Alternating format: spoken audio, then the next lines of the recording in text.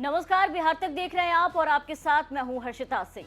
सीटों के पेच और अपनी डिमांड नहीं पूरे होने पर क्या चिराग पासवान मोदी से नाराज हो गए? क्या एनडीए में नीतीश कुमार की वापसी के बाद चिराग पासवान एनडीए छोड़ देंगे? क्या महागठबंधन के ऑफर पर चिराग तैयार हो जाएंगे?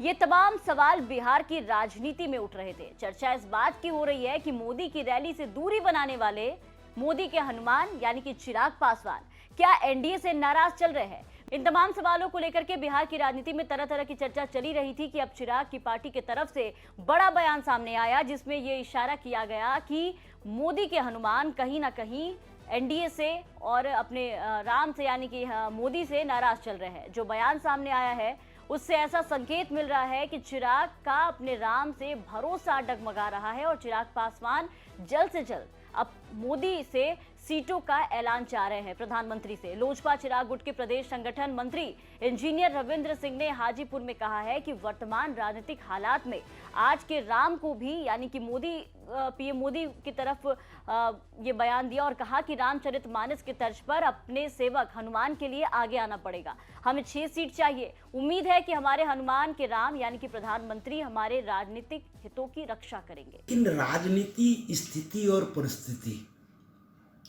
पुराना रामचरितमानस का राम और हनुमान, आज के युग के राम और हनुमान में तो राम को भी पुराने युग के राम पे आना पड़ेगा और हनुमान तो हनुमान है ही हमेशा सेवा करने के लिए। हमारे राम जो हमारे हनुमान के राम है, नरेंद्र मोदी आदरणीय प्रधानमंत्री जी के द्वारा हमेशा ये बताया गया है कि ये आश्वस्त किया गया है कि कुछ भी होगा, कैसा भी होगा, चिराग के हितों के साथ में कोई समझौता नहीं होगा।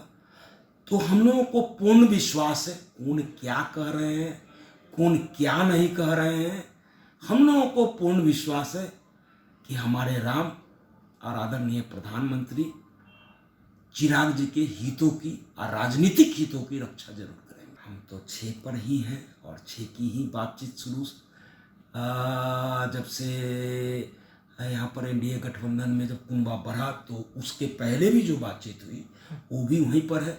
तो अभी तक इस पर कोई कहीं से जब डिसीजंस नहीं आया तो हम तो वहीं पर हैं। हमें तो पूर्ण विश्वास है कि हम लोगों के मान सम्मान के साथ में हमारे आदरणीय प्रधानमंत्री जी कोई समझौता नहीं करेंगे। तो मोदी के हनुमान कहे जाने वाले चिराग पासवान की पार्टी ने मोदी से राम के धर्म को निभाने का संदेश दिया है। इशारों में शायद सीटों को लेकर के अपने डिमांड को लेकर की भी बात की है, जिसमें चिराग पासवान हाजीपुर सहित अपनी सभी 6 सीटों की डिमांड पर लगातार अड़े हुए हैं। उसी तरीके से इन्होंने जिस तरीके से बयान दिया इंजीनियर रविंद्र ने और ये कहा कि उनकी जो बातचीत हुई थी उस पर बीजेपी ने ये आश्वासन दिया है कि वो काम करेंगे, चिराग के हितों की अनदेखी नहीं की जाएगी। तो एनडीए में चाचा पारस को लेकर के पहले से ही उनकी मौजूदगी को लेकर के चिराग पासवान असहज चल रहे थे और अब देखिए कि नीतीश कुमार की वापसी के बाद चिराग पासवान खासे असहज दिख रहे हैं। ऐसे में सीटों की अपनी डिमांड और सीट शेयरिंग के फॉर्मूले में हो रही देरी ने चिराग पासवान को अंदर ही अंदर परेशान कर दिया है। शायद यही वजह है कि चिराग पासवान ने पीएम मोदी के बिहार दौरे और उनकी सभाओं से दूरी बनाई।